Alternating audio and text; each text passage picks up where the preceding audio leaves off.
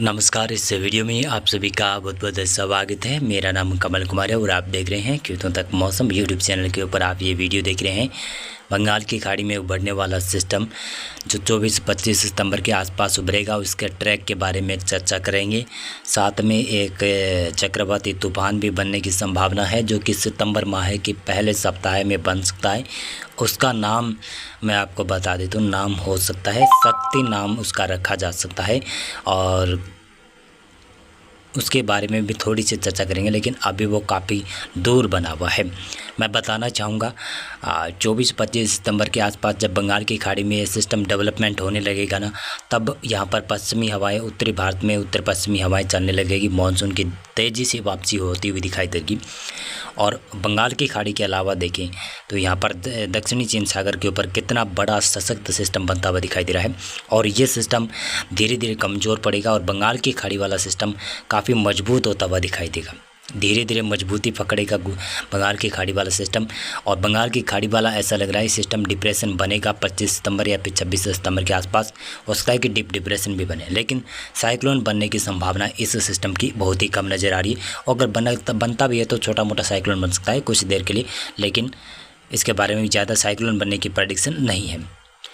25 सितंबर को हालात ये रहेंगे। 25 सितंबर को उत्तरी बंगाल की खाड़ी के ऊपर सिस्टम उत्पन्न हुआ रहेगा, यहाँ पर बरसात करवाता रहेगा, काफ़ी तेज़ गति की हवाएं घुमाता रहेगा। 26 सितंबर को देखें, 26 सितंबर को लगभग ऐसा लग रहा है कि डिप्रेशन की कैटेगरी या फिर डीप डिप्रेशन की कैटेगरी में ये सिस्टम आ सकता है, संभावनाएँ हैं।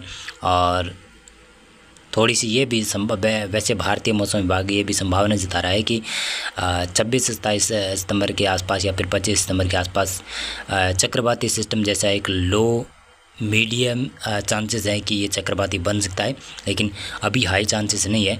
केवल डिप्रेशन के रूप में ही रहने की संभावनाएं बहुत ज़्यादा है। अगर ये साइक्लोन बनता है तो इसे साइक्लोन का नाम शक्ति रखा जा सकता है। अगर इसके बाद में भी जो सिस्टम बनेगा उसका भी नाम शक्ति रखा जा सकता है।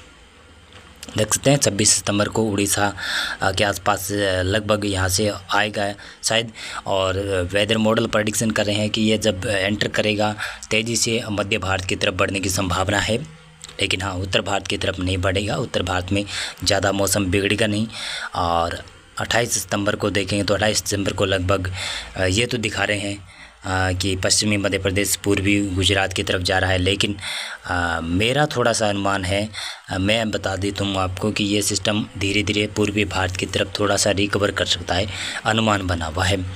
और 29 सितंबर के आसपास एक दक्षिणी चीन सागर के ऊपर बड़ा सिस्टम आ जाएगा। आप देख रहे हैं ना यहाँ पर, ये दक्षिणी चीन सागर के ऊपर एक बड़ा सिस्टम है और ये सिस्टम यहाँ पर आकर वियतनाम कंबोडिया के ऊपर आकर जब ये लैंडफॉल कर जाएगा, कमज़ोर पड़ जाएगा और भारत की बंगाल की खाड़ी में एक नया बड़ा अच्छा खासा सतर्क सिस्टम बनने की संभावनाएं नज़र आ रही है। आप देखेंगे वेदर मॉडल प्रेडिक्शन कर रहे हैं 23 सितंबर को लगभग लो प्रेशर एरिया बंगाल की खाड़ी के ऊपर उत्पन्न हो सकता है। 1 सितंबर को ऐसा लग रहा है कि हालात थोड़ी सी बंगाल की खाड़ी में ज़्यादा क्रूशियल या फिर ज़्यादा खतरनाक बन सकते हैं और एक सिस्टम साइक्लोन जैसा सिस्टम बनने की संभावनाएं बन सकती है।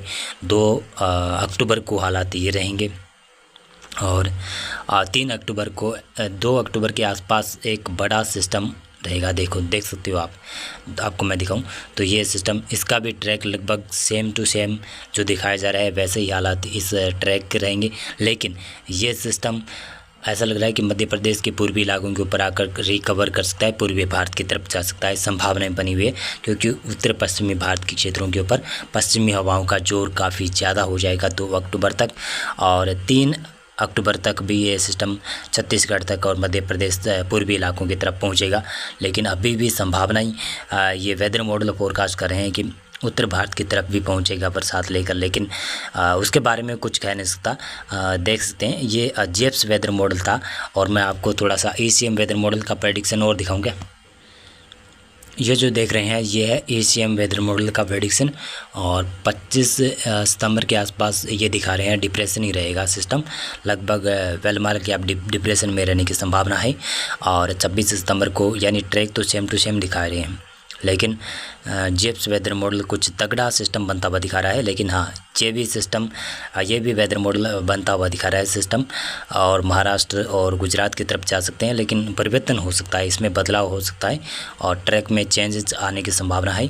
और 1-2 अक्टूबर को माफ़ी चाहूँगा 1-2 अक्टूबर को जेप्स वेदर मॉडल तो तगड़ा सिस्टम बंगाल की खाड़ी में दिखा रहा है, यानी लगभग कहूँ तो साइक्लोन जैसा सिस्टम दिखा रहा है, लेकिन ACM वेदर मॉडल यहाँ पर सिर्फ लो प्रेशर या फिर बेल मार्क दिखा रहा है।